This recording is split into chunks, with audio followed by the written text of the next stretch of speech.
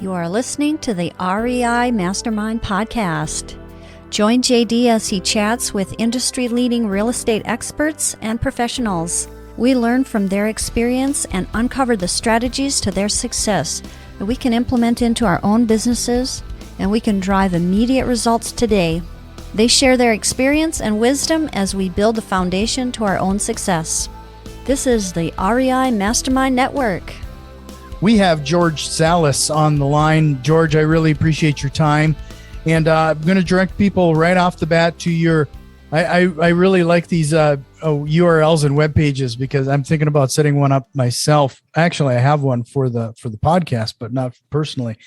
So if you go to georgesalas360.com, it's going to give you a list of all of his URLs to all of the places you're going to find George.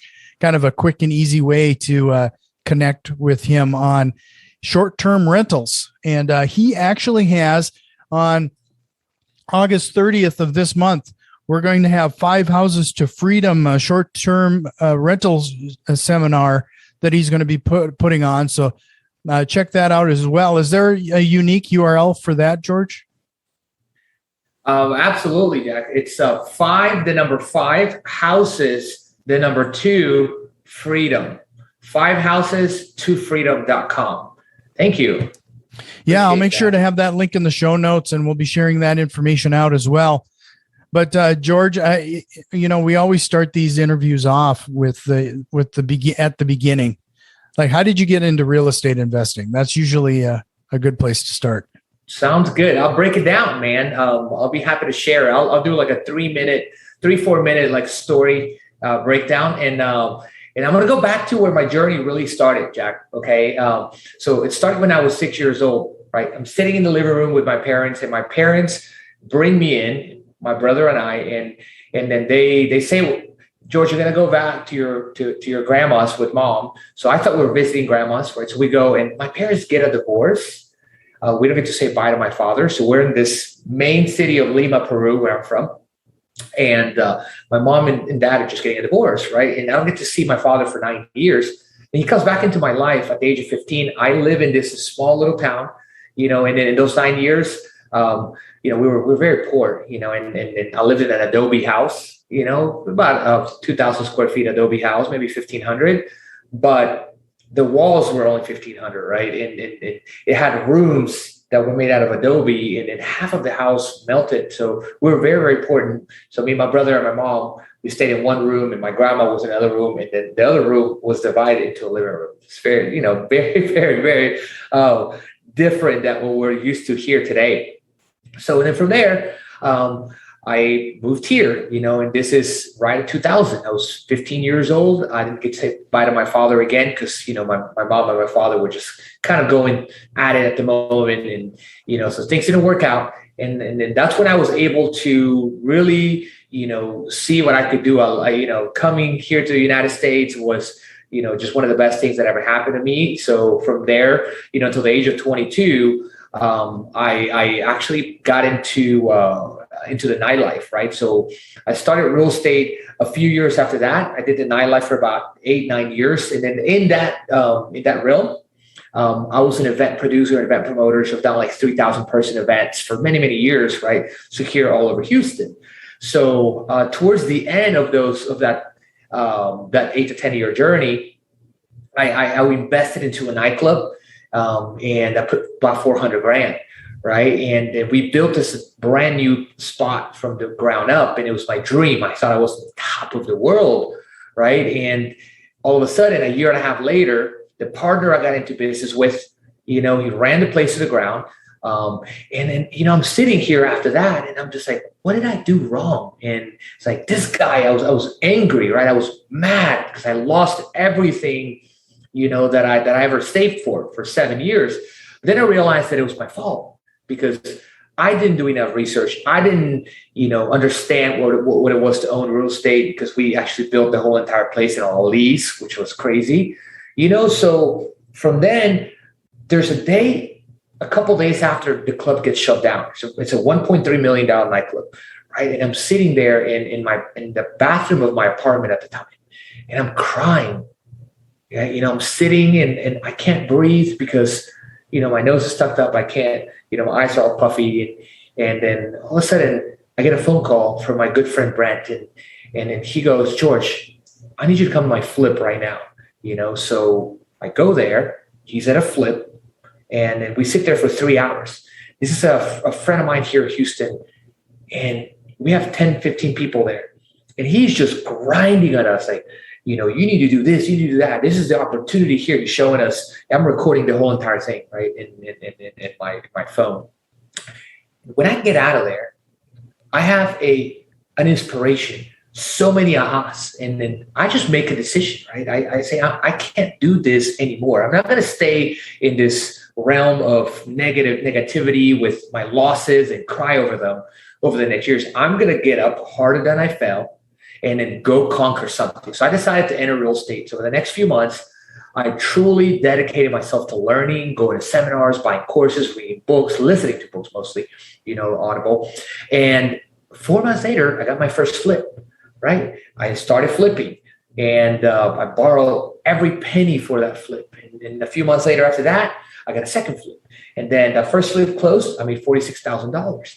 And then I figured out what wholesaling was. I had already like 4 or 5 flips happening. And this is all with me figuring out what real estate is, that I wanted to really, truly build a business that would give you the freedom, and calling my resources and connections from the past. I have no money. I had like $1,000 in my pocket.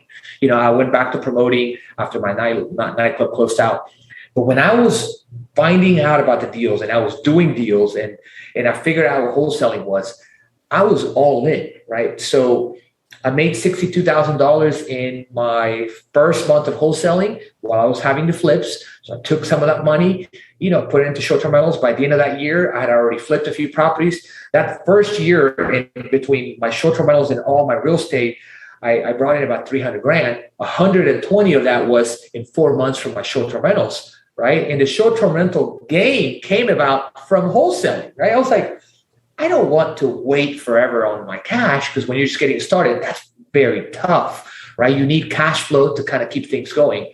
So I had already quit my job, right? And I was flipping and wholesaling. And then I started doing the short-term rental thing, right? I rented properties to rent. I didn't buy them yet. The flips that I was doing, later on, I was able to refinance them, right? So, and that's how I got started. From then till now, we're operating 50 plus short-term rentals. We're going to do $1.7 to $1.8 million by the end of this year. And I've helped hundreds of real estate investors will achieve financial freedom through, teaching them how to start a business in short-term rentals.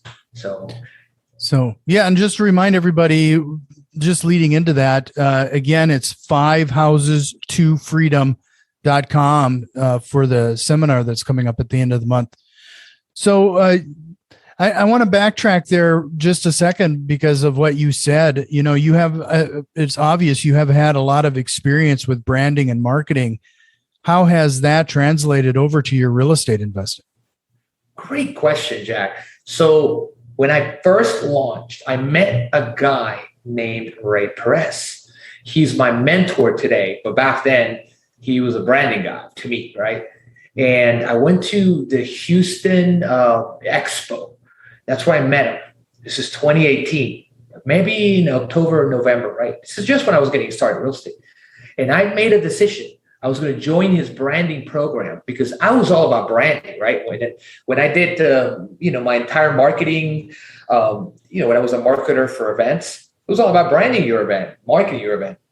So I knew I needed to identify myself as the real estate guy, as the short-term, not the short-term rental guy yet.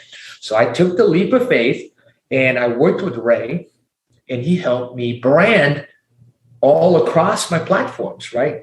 And he made me look omnipresent. So I created lots of, videos and, just looked uniform, created a unique selling proposition, a title for myself. So even though I was just getting started, I was branded from day one. And that attracted people. So when you branded, right, and then you portray an image of, I can help this other person, because branding is going to let your clients or possible client know how you can help them, right? Mm-hmm. You just, boom, it gets you instant credibility, instant trust, instant likeness, and people do business with people they know, like, and trust, right? So it's helped me tremendously to do more and more deals, more business, and today to get tons of hundreds of students, so that's how it's helped me.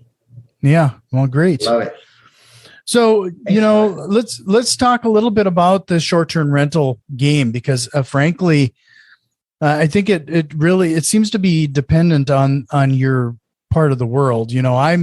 I don't think we didn't chat about this before getting on the call, but I'm up near Fargo, North Dakota, and I'm going to say it's pretty hard for me to do short-term rentals in my area. There's not a lot of attractions in my part of the world, unless you want to be frozen half to death. Where did you decide to have your short-term rentals, and what were your deciding factors? So my number one deciding factor was I was wholesaling. I needed cash to live on. I wanted to quit my job.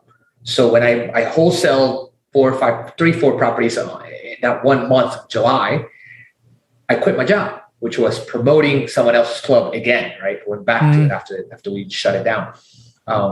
That was the main deciding factor. I need consistent and stable cash flow. So that's when I made a decision.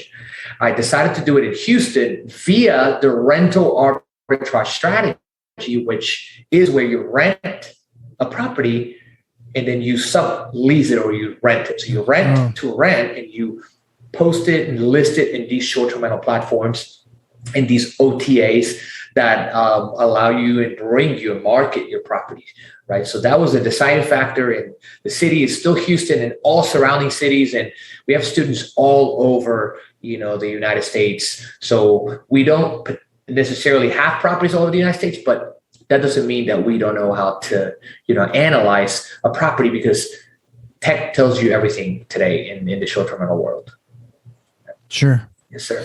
So do you still do that today, where you find a vacant apartment and essentially rent it and then turn it into a short-term rental?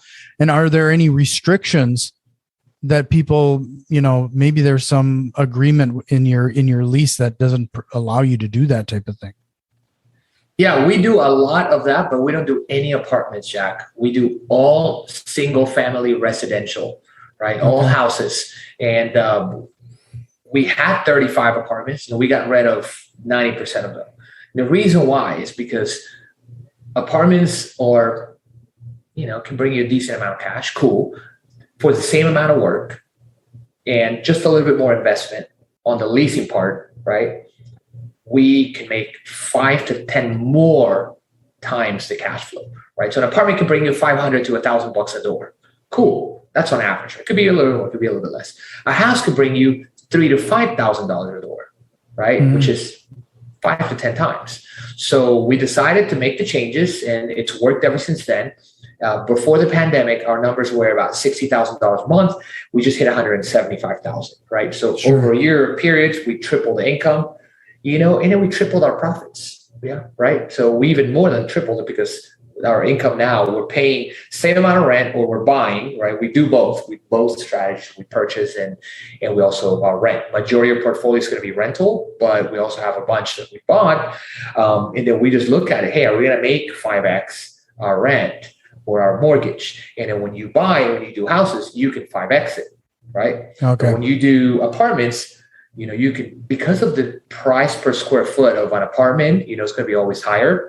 And then the ability to not add any more value, and many other reasons. Houses are just more profitable, right? And even though they're bigger, they're the same amount of work. The only thing that differs is just you're going to have maintenance and you're going to have less maintenance, just because of the real estate, right? It's bigger.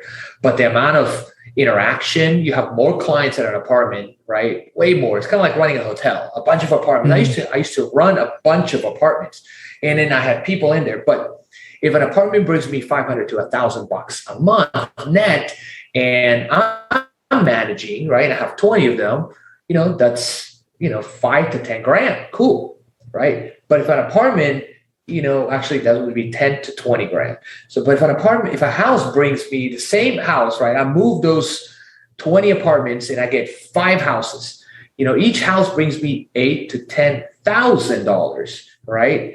So you do the math, right? You have eight to 10,000 times 5, that's 50 grand. And you have, maybe 1,500 or whatever, for an apartment, maybe $2,000. So you're going to have way more. And then your rents are way less, your mortgage is way less. So your profit margin is going to be much higher just because your multiplier, your expenses are way less in houses if you do the deal right. Right. No, I think I might have miscommunicated my question there, because what I took it as is that you are actually renting an apartment unit, furnishing it, and then turning it into a short-term rental. Yeah, that's what we did. That's what we did at the beginning. Today, we're not. We're renting houses and we're buying houses, right? Okay. It's tougher to buy an apartment complex and do short-term rentals, at least from my point of view. Yep. No, and I wasn't even talking about buying the apartment complex. I'm just talking about finding a vacant apartment, renting that vacant apartment from somebody, and then doing this Airbnb thing. Yeah, we did that a bunch. Right? Oh, okay. And that's kind of a clever way to handle it, especially if you don't have a lot of money up front. You could possibly target an area, find a landlord that would be agreeable for you to do that type of thing, and then essentially just rent the apartment instead of. It kind of reduces the outlay of cash that you might need to get into this.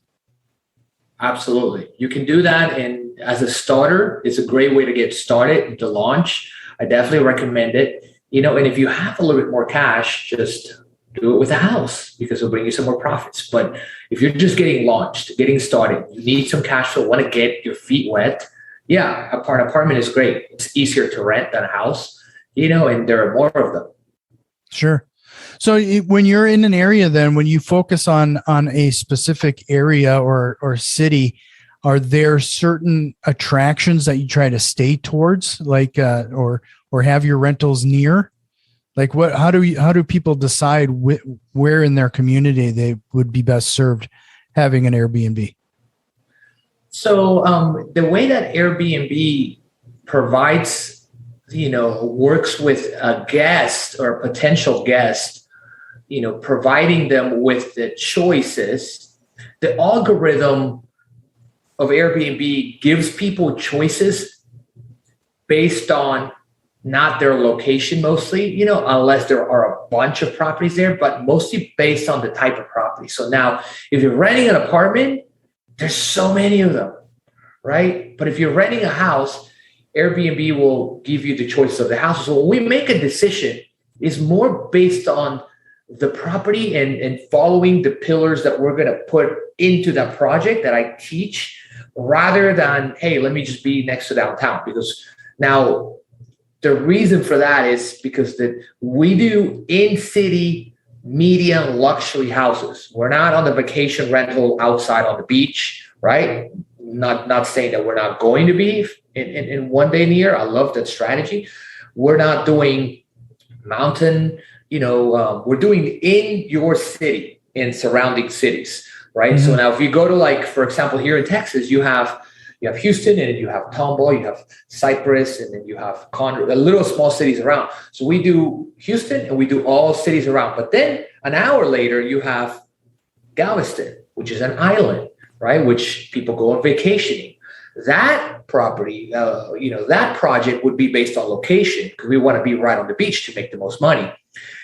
When it comes to in-city projects, we base it more on doing our market research to find the most profitable properties and taking advantage of those profitable properties by making them the most beautiful and most best performing houses within that niche. You understand? Sure. Yep. Yeah. No, that makes a lot of sense.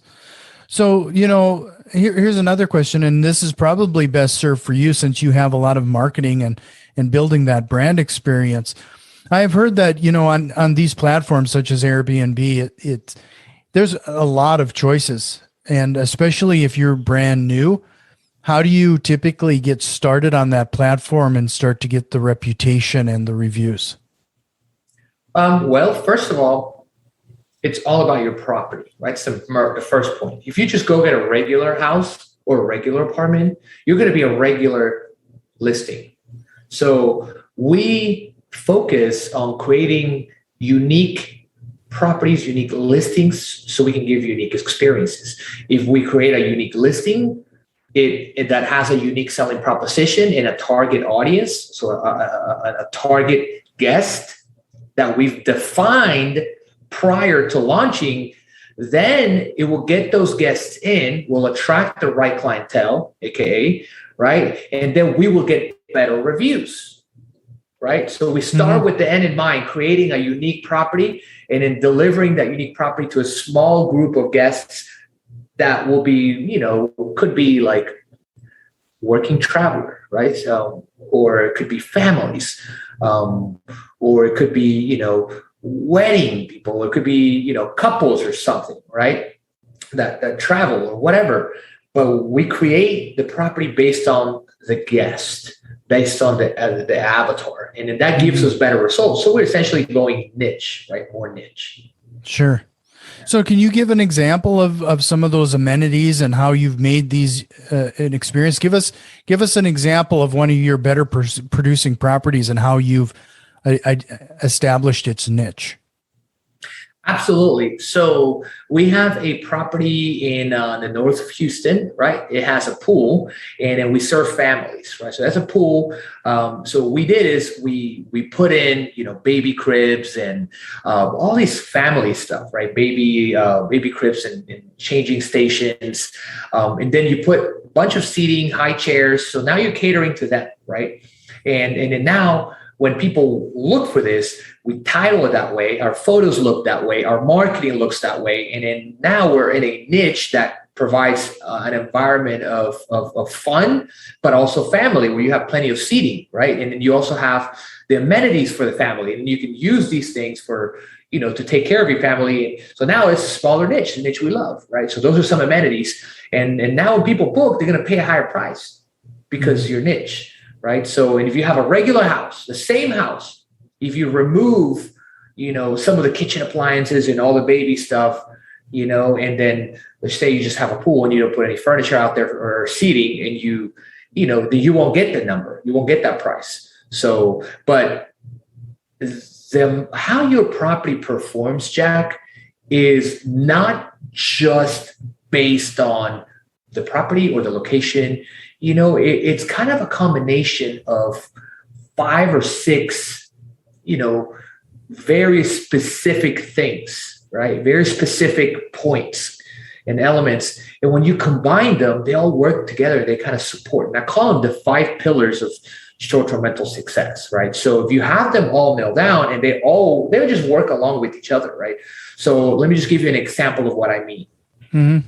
If you have a house, and the house caters to families, right? And then you have all these amenities, but your pictures don't show it, right? And the pictures you're marketing and your title doesn't say it. It doesn't matter that you have them because no one's going to see them, right? If you have a property that, that has all that, and you do have them on your photos, but then when the customer, the client arrives to the property and they're going to be like, wait, the picture's here, but it's not at the house. It's the reverse, right? Mm-hmm.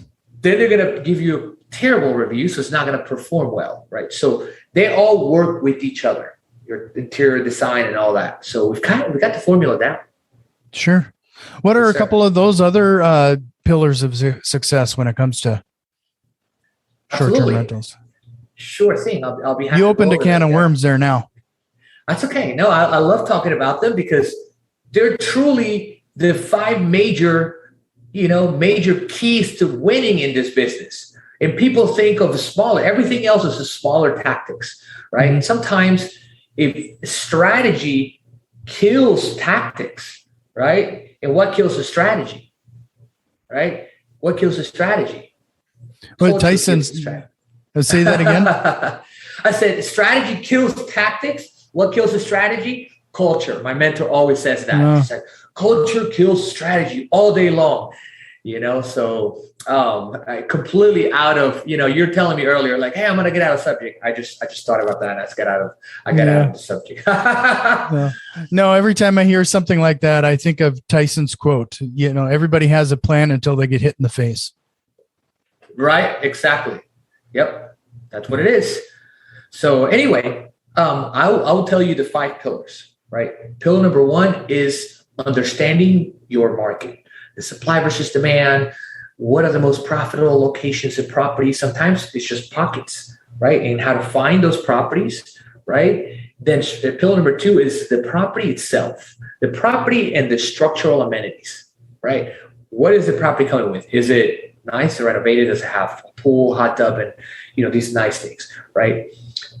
Then pillar number 3 is your interior design and then your amenities, right? Not structural amenities, and more your interior design, right? And what does it look like? What are the colors looking like? Hey, is it nice? Is it vibrant? Is it inviting? Does it have plenty of seating? How many people are you sleeping, right, with your amenities? How many people? How many beds do you have? What kind of seating are you providing? Pillar number 4 is your marketing. And within your marketing, you have your listing strategy, your booking strategy, and your pricing strategy. If you don't market your property correctly by creating a unique listing, and all that's backed by everything else you did prior, if you don't have the right pricing, it doesn't matter if you have a beautiful listing, you're not going to make the money you're looking for. And if you don't have the right booking strategy would be, where am I listing these properties? And what is my available night strategy? How many nights am I going to list these for to get the revenue I want? Mm-hmm. Right. And then pillar number 5 is your guest experience. This is a review-based business. So we're in the hospitality. In today's world, everyone's looking at reviews, right? So, but reviews come and they get better based on the 4 other pillars. So if your other ones are not working, then your reviews are never going to go up, right? Your guest experience is never going to go up. And that's part of your operations. So if you don't set up the property correctly by doing the proper market research, by getting the right property, by setting up the interior design and right amenities, and by setting up your marketing correctly, you're not going to have good reviews. Or if you do, you're not going to make any money because you're giving it away, right? Does that kind of break down the picture? That was a great breakdown of what you need to do. But since we're all real estate investors, one of the things that does come to mind though is, have you found that some of those amenities that are like the best bang for the buck that some people might even overlook? Bets equals heads, and bets and heads equals money. That's probably one of the biggest ones that most people miss. And then kitchen appliances, not the major appliances, just your small appliances. I used to just want to save a bunch of money, in my first houses. So I would put, little blenders, like now we fully load a kitchen. What happens when you fully load a kitchen? We're catering to families. What does a family do? They want to cook, right? So if we don't provide a fully loaded kitchen and they don't see it in the pictures and it's not listed, then they're not going to go book your property. And then it's going to stay open and someone else is going to book it. They're not going to pay. A family is looking for tons of kitchen amenities, places for their kids to sleep in, comfort, space, a washer and dryer, everything, right? And people nowadays, they have the ability to pay. So people are paying us $800 to $1,000 a night on some of these properties. So, yeah, man. So you briefly chatted about the return that you're experiencing with some of these rentals. And I know that there's going to be some days you're not going to be booked, fill those nights. How do they typically compare? Like, can you give me an example of this house in this area would have typically, if I held it as a rental, it would draw this much, and as an Airbnb, share your return on that? Absolutely. So let me give you an example of a normal, regular house, just a mediocre house, a normal, just a good performer, and a superb, right? So when let's just say you launch an Airbnb, you know nothing about it. You just kind of, put it together and you're like, I just want to put it out there and see what happens. Right. Mm-hmm. So you're going to launch I would say mediocre Airbnb because you don't know anything about it. You don't have to experience, right? You're not going to go over these pillars and be like, okay, checklist, right? So you're going to do, maybe $2,000, $3,000 in revenue, right? Which gives you a 1,500 square foot house. If you launch this house or if I launch this house, the same regular house, right? There's nothing special about this house. Then maybe I get $5,000. Okay. Now that's a regular house, $3,500, and then $5,000. If you go, I'm just talking about a 1,300 to 1,500 square foot home in a neighborhood, nothing special, maybe 3 bedrooms, right? If you go 4 or 5 bedrooms, right, and it's nice, just renovated, right, and it has a really nice kitchen, it has a nice backyard, covered patio, right? Then you launch it, and then your rental comps are 2,500. Okay, mm-hmm. Your net margins, cash flow every month is like $500.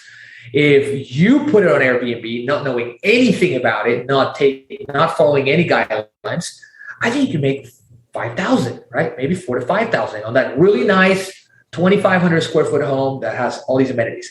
Your cash flow there would be like $2,000, right? Because you got to pay your mortgage and you got to pay cleaning and utilities, right? Mm-hmm. $1,500 to $2,000. If I go launch that same property and I apply everything, I would teach you, right? Then we would do $8,000 to $10,000. So now my margins are now, $5,000, $6,000. Okay. Now if we pay our own management company, maybe $4,500. Okay. So now the difference between you and I is that you launched the house, you didn't price it correctly, you didn't have the proper photos, right? Maybe you didn't portray or showcase what you needed to showcase, and people weren't booking it for the high, right? You didn't do the right booking strategy, right? You didn't put the right amenities, the right number of beds. So all these little things affect the outcome. But when I do it, because we've already done it so many times, we know it's kind of, it's all a repetition for us, right? We're just kind of improving our process every single day.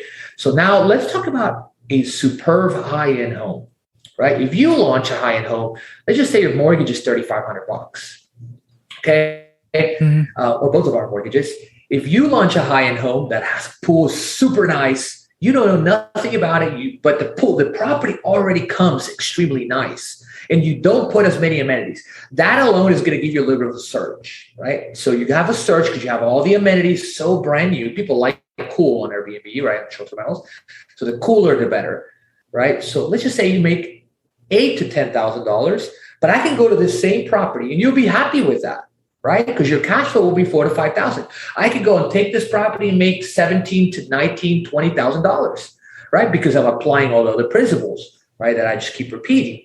So that's the difference between the types of properties at 3 different levels, right? A mm-hmm. mediocre 1,200 to 1,300 square foot, a nice regular 2,500 foot house, and then a super nice 3,000 square foot home with all the amenities and fully loaded, but maybe not all the small stuff that I'm telling you, but just the property itself is nice, right? So those structural amenities already come and give you that surge, to where if you're launching this small little property, you don't get the surge because there's no attraction, right? And then the difference is I'm applying the principles and I'm just going through a checklist, and then you don't know, and you might be missing a few things, so your revenue is going to be less. So that's the difference when it comes to performance of a listing between someone that has done it a bunch of times and someone that doesn't. Now, can you get it to 15 and 20?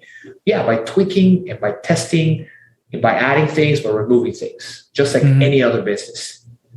Right. No, yeah. One of the things that I've experienced or I've seen is that a lot of when it comes to Airbnb, some of the margins kind of get chewed up with any kind of turnover. But based on what you're talking about, if you can achieve these type of margins, you're probably not having that issue. I had the issue that you're mentioning when I was doing the apartments, right? Because your expenses, when I was starting to hire people, my expenses started accumulating. So I started making way less profit. But today I have 25, maybe 27 employees, but our houses are bringing in way more. So the margins are bigger and our expenses are still here. So and then the whole entire strategy walks around or just is basically focused on figuring out how to create a short-term rental listing that produces 5 times your mortgage or rent, right? And then you do it by exactly what I just kind of described, right? Your strategies, your pillars, tweaking things over time. You could really essentially get a property to perform 5 times your mortgage or rent like that, in a matter of 30 to 60 days, right? By tweaking things. So does that make sense? Yep, it does. So just to remind everybody, if you want to connect with George, head over to georgesalas360.com. It's going to be where you'll find all his shareable links and you can connect him in a bunch of different ways. And if you want to learn more about short-term rentals, head over to 5houses2freedom.com and register for his upcoming seminar. But before I let you go, George, I have one last question for you. Yeah, absolutely. Is there a question you wished I would have asked you here today? Oh wow! No one has ever asked me that question.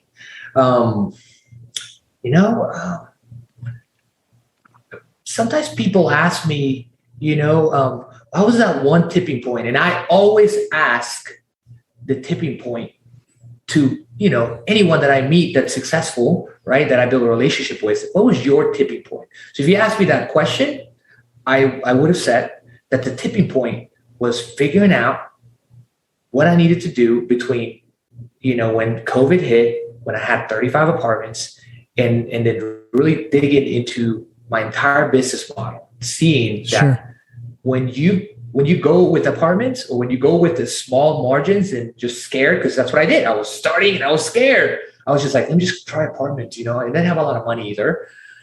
But that's the tipping point. So how did you manage through COVID and those things? COVID hit us hard for the first 2 months. And then it hit us hard because we had all these apartments. And that's how I switched my model, right? Okay. So for COVID, we were doing $60,000 a month with like 35 properties. That's less than $2,000 a door, which is pretty good in an investor's eyes. But when you have 4 people working on your team and you have to pay cleaners and you have an office, all those little small margins, become zero profit. So we lost quite a bit of money during COVID for the first 2 months. And then we evened out. And then that's when as soon as COVID hit, I started doing lots of research to figure out what was the problem. And I realized that just my business model was wrong. I only had 5 houses and those houses were winning, but my apartments were losing, right? And I didn't realize that I just needed to make that change. So we've been making that change ever since. We're launching 6 houses this month. So we're, improving every single day, Jack. So I appreciate that. And that's really timely. So it's good to hear. Thank you, brother. So again, I really appreciate your time. You're always welcome back. And this has been a great conversation. Thank you, Jack. Appreciate you. This has been the REI Mastermind Network. You can already tell that we've made some changes and a few more are on the way. If you are interested in what we have planned, head over to patreon.com/REI Mastermind and support the show today. Financial contributions are always appreciated, along with a like, share, and review. It really helps us grow and reach more people with this valuable information. See you next time, and tell a friend.